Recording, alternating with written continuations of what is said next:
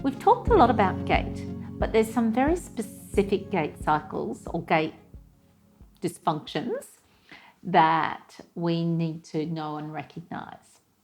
There is, as Sev showed you before, there's the circumduction gait, very often used as a strategy to overcome poor dorsiflexion. There's the ataxia gait, which is a wide stance gait, and it looks like somebody's drunk. If you use that term ataxia, you know that that is because of damage to the cerebellum. So you can see that ataxic gait after a stroke, after conditions like Frederickson's ataxia. And the wider base of support is because the person has actually lost a sense of how to balance.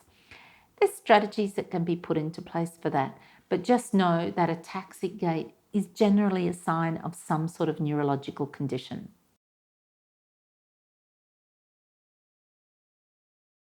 The other style of gait that we see is a Trendelenburg gait.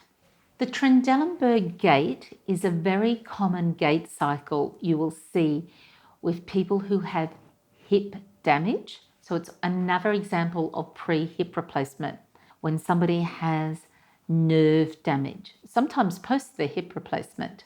So I'm just going to show it to you. And essentially, when you walk along, I'm going to do this with one foot up because in some ways it helps me get that hip roll. The Trendelenburg gait is, you'll see it, they'll drop in one hip. I've got a little video that we'll slip in for this that helps you see that Trendelenburg gait. Probably my favorite example of watching it is actually in the Marilyn Monroe movie, Some Like It Hot. If you ever see that, or just go on YouTube, I'm sure, you'll see her walking along the train station. And she has that amazing hip roll. It's called the Trendelenburg gait. And what you'll see is that when asked about that cycle, or how she got that walk, she said, I just cut one of my heels so it's a little bit shorter. Okay, so she was pretty smart. But it's not so sexy when you need a hip replacement. It's painful. And when you see that sign, you know that you're going to have to do a lot of work around gait and in particular glute stability work. So some of the exercises that I love to add into that are some of the exercises that we see with Sev against the wall with the ball. Nice way to actually teach her how to keep the hips stable. Again, what happens is, if you think of this as your ASIS, with a Trendelenburg, the person has the foot like that. So if you go having them try to stabilize themselves on one leg, all they're going to do is slip to the side. And yes, you can do lots of work lying down, but we do have to get them up functionally standing. So having props to support the hip, to give them an idea where they are in space as they strengthen, very important. When it comes to working through gait, all the Pilates repertoire is very helpful. But your considerations when you work through that repertoire are constantly about, am I using dorsiflexion?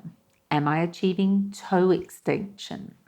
Am I using hip extension? Am I getting 75-degree angle of my knee?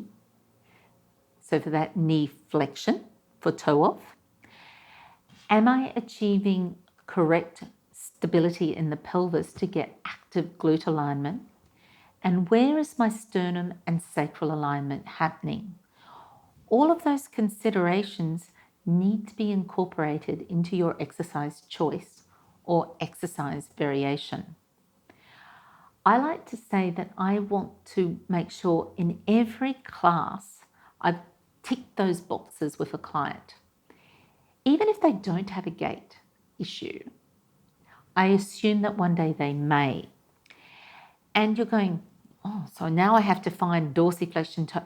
No, you don't. Just take that into a consideration when you choose your exercise. It doesn't require you to create whole new pieces of repertoire, but what it does is requires you to think and choose your repertoire appropriately for your purpose.